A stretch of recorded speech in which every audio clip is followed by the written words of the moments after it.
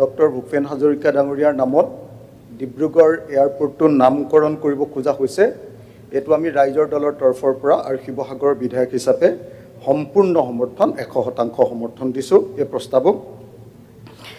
কিন্তু এটা কথা মনত ৰাখিব লাগিব যে ডিব্ৰুগড় এয়াৰপোৰ্ট এটা দিয়াটো ভূপেন হাজৰিকাৰ কাৰণে একেবাৰে বহুত ডাঙৰ সন্মান এটাও নহয়।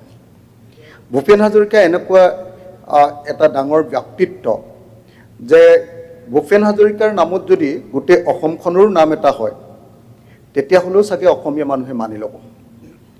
গতিকে মই এটাই কথা ক'ব খোজোঁ। দ্বিতীয় কথাটো হ'ল যে এয়াৰপোৰ্টটোৰ নাম দিলে ভাৰতৰত্ন গোপীনাথ বৰদলৈ এয়াৰপোৰ্ট যিটো হৈছে আমাৰ ৰৰৈয়াৰ, সেই এয়াৰপোৰ্টটো যেনেকৈ পিছত আদানীক দি দিলে, আমাৰ ডিব্ৰুগড় এয়াৰপোৰ্টটোত যাতে কোনো প্ৰাইভেট কোম্পানীক নিদিয়ে, সদায় প্ৰাইভেট ছেক্টৰতে যাতে প্ৰাইভেট ছেক্টৰলৈ নাযায়, পাব্লিক ছেক্টৰতে যাতে সদায় থাকে, তাৰ কাৰণেও আজিৰ বিধানসভাই একেলগতে প্ৰস্তাৱটো পঠিয়াই দিব লাগে বুলি মই ভাবোঁ। এতিয়া গুৰুত্বপূৰ্ণ মানুহৰ ভিতৰত এজন বুলি ধৰোঁ। খুব এনেকুৱা কম শিল্পী থাকে যাৰ সৃষ্টি আৰু এটা জাতিৰ ৰাজনৈতিক আৰু সামাজিক জীৱনৰ যিটো আকাংক্ষা, এছপিৰেশ্যনছ একলগ হৈ পৰে।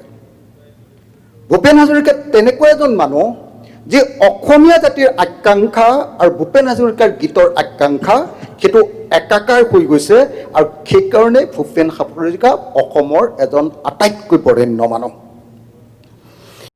ভাৰতৰ স্বাধীনতা আন্দোলনৰ পাছত যিমান অসমীয়াৰ জন্ম হৈছে, বোধহয় তাৰ ভিতৰত এজন অত্যন্ত সৰ্বশ্ৰেষ্ঠ অসমীয়া হ'ল ভূপেন হাজৰিকা।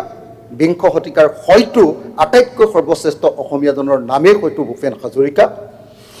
আৰু ভূপেন হাজৰিকাৰ নামেই আচলতে স্বাধীনতাৰ পৰৱৰ্তী সময়ত অসমৰ বাহিৰত পৰিচয়টো ভূপেন হাজৰিকাই আছিলে। বাহিৰত অসমক পৰিচয়টো অসমীয়া মানুহক জানিছিলে, অসমক জানিছিলে বাহিৰৰ মানুহে আচলতে ভূপেন হাজৰিকাৰ নামেৰে। আচলতে অসমীয়া মানুহৰ যিটো কল্পনা, অসমীয়া মানুহে কি কৰিব খোজে, প্ৰত্যেকটো দিশতে ভূপেন হাজৰিকাই গীতৰ মাজেদি অসমীয়া মানুহৰ সেই কল্পনাৰ জগতখনকে অংকিত কৰিছে। সেইকাৰণে আমি দেখোঁ যে কেৱল সংকীৰ্ণ অৰ্থৰ অসমীয়া নহয়, কিন্তু অসমৰ প্ৰত্যেকটো জাতি, অসমৰ প্ৰত্যেকটো জনগোষ্ঠী, অসমৰ প্ৰত্যেকটো ধৰ্ম, অসমৰ প্ৰত্যেকটো বৰ্ণৰ প্ৰতিজন মানুহ, পাহাৰৰ মানুহ, জনজাতিৰ মানুহ, শ্ৰমজীৱী। আটাইতকৈ ইণ্টাৰেষ্টিং কথাটো চাবচোন, ভূপেন হাজৰিকাই চাহ শ্ৰমিকৰ ওপৰত গীত গাইছে, কিন্তু চাহ বাগানক লৈ তেওঁ কেতিয়াও ৰোমান্টিচাইজ কৰা নাই। শ্ৰমিকসকলৰ দুৰ্দশাৰ ওপৰতহে তেওঁ বেছিকৈ গান গাইছে। অসমত কোনেও এইটো বস্তু দেখুৱাই দিব নোৱাৰে যে ভূপেন হাজৰিকাৰ নিচিনা এনেকুৱা কোনো মানুহ জন্ম হোৱা নাই যি কেতিয়াও চৰকাৰক সমৰ্থন কৰি ৰাষ্ট্ৰৰ ছাপোৰ্টত কিবা কৈছে। তেওঁ সদায় এণ্টি এষ্টাব্লিছমেণ্ট কথা কৈ গৈছিলে, এণ্টি এষ্টাব্লিছমেণ্ট। তেওঁ সেই এণ্টি এষ্টাব্লিছমেণ্ট হোৱাৰ কাৰণে তেওঁ গুৱাহাটী ইউনিভাৰ্চিটিৰ পৰা যাবলগীয়া হৈছিলে, গুৱাহাটী কি আমাৰ ৰেডিঅ' চেণ্টাৰৰ পৰা যাবলগীয়া হৈছিলে, তেওঁ কাম কৰিব নোৱাৰিছিলে। Thank you.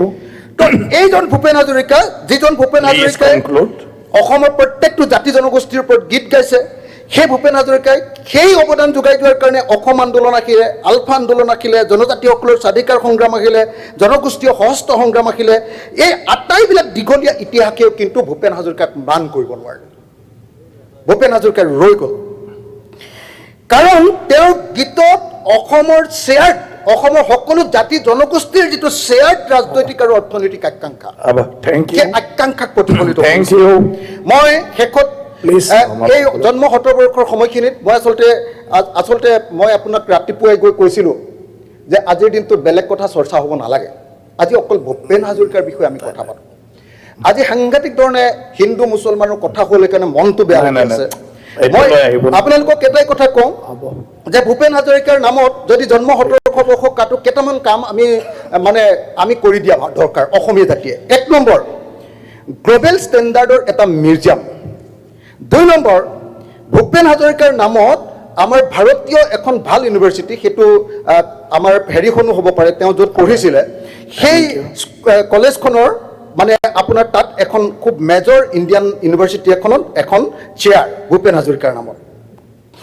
সাউথ ইষ্ট এছিয়াক একদম শিল্পীবিলাকক স্বীকৃতি দিয়া এটা ডাঙৰ এৱাৰ্ড মেজৰ এৱাৰ্ড এটা আমি যদি ঘোষণা কৰিব পাৰোঁ তেতিয়াহ'লে ভূপেন হাজৰিকাৰ বিষয়ে অধিক মানুহে গোটেই চাউথ ইষ্ট এছিয়া জানিব পাৰিব ডিজিটেল প্ৰিজাৰ্ভেশ্যন যদি আমি কৰিব পাৰোঁ ভূপেন হাজৰিকাৰ বস্তুবিলাক তেতিয়াহ'লে এইটো খুব দৰকাৰী কথা হ'ব আজিৰ দিনটোত তেতিয়া যেতিয়া বাহিৰৰ পৰা আমাৰ বন্ধুবিলাক আহে বিখ্যাত মানুহবিলাক যেতিয়া আহে তেতিয়া আমি জালুকবাৰীত থকা ভূপেন হাজৰিকাৰ স্মৃতিসৌধটোলৈ লৈ যাবলৈ বেয়া পাওঁ কাৰণ আজিৰ দিনটোতো ভূপেন হাজৰিকাৰ স্মৃতিসৌধটোত একো নাই ভূপেন হাজৰিকা যিজন মানুহ তেওঁক আমি জাতিয়ে যি ধৰণে সন্মান কৰিব লাগিছিল তেওঁ স্মৃতিসৌধটো ভালকে বনায় সেইটো কৰিবৰ কাৰণে মই ৰাজনৈতিক ক্ষেত্ৰত এতিয়া যদি মই লাষ্ট এটা বাক্য ক'ব খোজো লাষ্ট এটা বাক্য প্লিজ মোক প্লিজ চবে 10 মিনিট 15 মিনিট কৈছে মোক আৰু 1 মিনিট শেষ কৰি দিছোঁ লাষ্টত এটা বাক্য আপোনালোকে সকলোৱে দেখিছে যে তিনিজন মানে কালচাৰেল দৈন অসমৰ আধুনিক যুগৰ জ্যোতিপ্ৰসাদ বিষ্ণু ৰাভা আৰু ভূপেন হাজৰিকা এই তিনিওজনে এহাতেদি জাতীয়তাবাদী এহাতেদি ৰাষ্ট্ৰীয়তাবাদী এহাতেদি বিশ্ব নাগৰিক আৰু এহাতেদি গোটেইকেইজন লেফটিষ্ট আকৌ দেই লেফটিষ্ট গোটেইকেইজন বামপন্থী আকৌ আজি এই ভূপেন হাজৰিকাৰ আবৃত্তিয়ে জীৱন জুৰি তেওঁ জড়িত হৈ আছিল সেইকাৰণে ভূপেন হাজৰিকা এই তিনিওজন ব্যক্তি যিকেইজন মানুহ তেওঁলোক এই তিনিজন মানুহে অসমৰ গোটেই হেৰিটো কেৰি কৰে আমি কিন্তু ৰাজনীতি কৰিবলৈ গৈ ভূপেন হাজৰিকা শিঙিমাৰীৰ বেঙেনাতকৈ কম দামী বুলি কৈছিলোঁ শিঙিমাৰীৰ বেঙেনাতকৈ কমৰ দাম বুলি কৈছিলোঁ আমি ভূপেন হাজৰিকা কিন্তু সকলোৱে জনা দৰকাৰ যে সেইজনে ভূপেন হাজৰিকা যি 1972 চনত the Berlin International Festival of Political ছঙত ভাৰতীয়বিলাকৰ ভিতৰত প্ৰথমবাৰৰ কাৰণে ৰিপ্ৰেজেণ্ট কৰিবলৈ সক্ষম হৈছিলে কেজন যিজন ভূপেন হাজৰিকাই মই ভাবো এটা বাক্য যিজন ভূপেন হাজৰিকাই আমাৰ সত্ৰীয়া নৃত্যক ভাৰতবৰ্ষত স্বীকৃতি প্ৰদান ভূপেন হাজৰিকাৰ আমাৰ ভূপেন হাজৰিকাৰ লগতে আজি ভূপেন হাজৰিকাৰ স্বীকৃতি সমৰ্থন কৰিলে আমি বিষ্ণু ৰাভাক সৈনিক শিল্পী বিষ্ণু ৰাভাকো স্বীকৃতি দিবৰ কাৰণে বিষ্ণু ৰাভাৰ নামতো